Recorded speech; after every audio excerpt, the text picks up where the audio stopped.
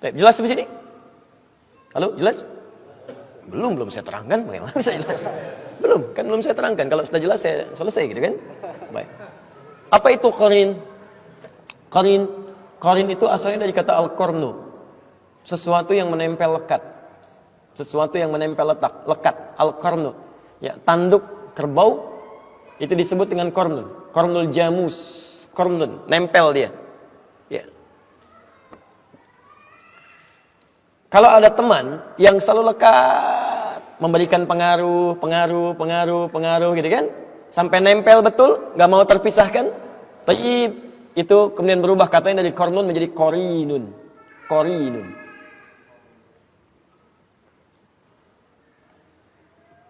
Nah, ada orang-orang yang menjadikan setan sebagai teman dekatnya, dan setan nggak mau berpisah dengan dia. Hati-hati ya. Makanya nanti, kenapa setan disebut dengan qarin? Karena setan itu selalu pengen lekat dengan manusia, seperti tanduk nempel pada kerbau. Ya, dia dekatin terus. Dan selalu membisikkan yang buruk-buruk. Ya, yang buruk-buruk, memberikan was-was, macam-macam, ya, dan sebagainya. Dan menariknya, ada orang-orang yang secara dia tidak sadar nih. Dia tidak sadar. Dia menjadikan pengaruh-pengaruh setan sebagai bimbingan untuk melakukan aktivitas.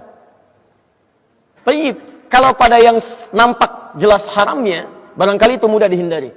Ya, setan katakan, misal ya, sedang adzan berlangsung, Allahu Akbar, Anda diajak untuk berlaku maksiat, bisa kan? Lakukan ini, Anda bisa mudah tolak itu.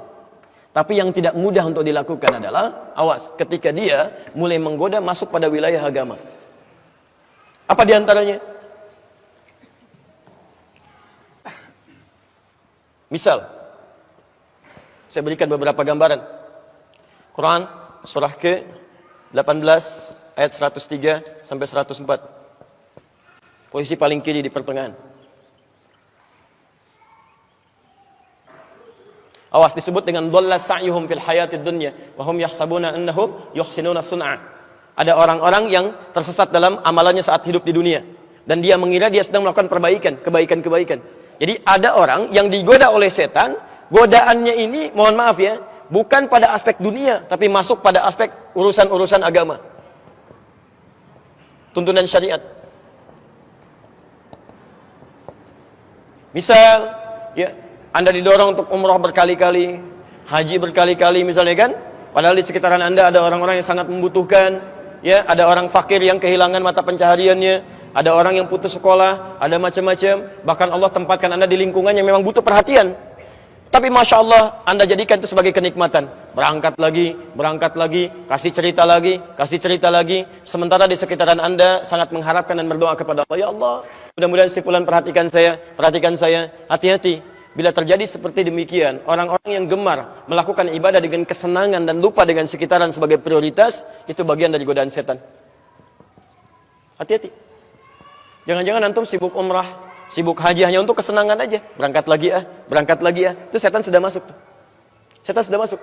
Termasuk menanamkan perselisihan, perpecahan, dan sebagainya.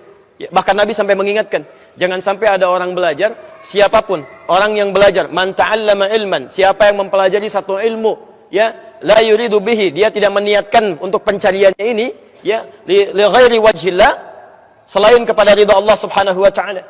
Ya. Apa diantaranya? Ada yang belajar untuk mendebat orang lain, ada yang belajar untuk menjadikan dirinya hebat, ada yang belajar untuk dikenal, ada yang belajar untuk dinilai sebagai seorang alim. Kata Nabi, la yashtamu raihatal jannah, dia tidak akan pernah mencium bau surga. Hati-hati. Tidak sedikit orang-orang belajar hanya sekedar untuk menampakkan, nih saya yang paling hebat dibanding dengan yang lainnya. Termasuk para ustadz juga, Anda harus sering doakan. Apa Anda kira mudah jadi ustadz? Tidak. Riaknya mungkin ada di situ. Ingin banyak dikenal dengan jamaahnya, tidak ingin terpisah dengan jamaahnya, tidak ingin kehilangan jamaahnya, tidak ingin kehilangan popularitas. Itu tidak mudah.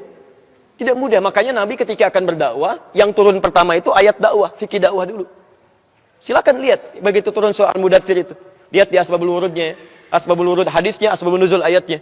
Ada di hadis Al-Bukhari, nomor hadis yang keempat, posisi paling kanan sampai dengan kiri ke sebelah atas, dari Jabir bin Abdullah. Ketika turun Quran surah Al-Mudaththir itu. Ya ayyuhal mudaththir, hei yang sedang berselimut, ya, Masya Allah, qum fa'anzir, sekarang mulai berikan peringatan. Apa kaidahnya? Wa rabbaka fakabbir, niatkan tulus untuk mengesahkan Allah, bukan yang lain. Ini artinya apa? Tidak sedikit orang-orang pendakwah yang ketika dia berdakwah niatnya bukan karena Allah, mungkin karena yang lain. Wa thiyabaka fatahhir, perbaiki penampilan.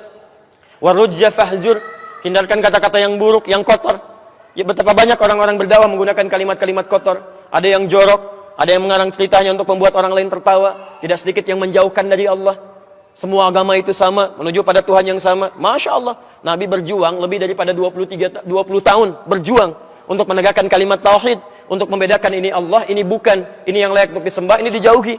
Tiba-tiba datang orang, membawa gelar tertentu, ya menyebut dirinya ustadz, macam-macam, mengatakan semua agama sama. Bahkan ada yang masuk ke tempat ibadah orang lain mencela saudaranya semuslim, mengatakan ini keindahan Islam. Anda siapa sebetulnya? Ini kan aneh.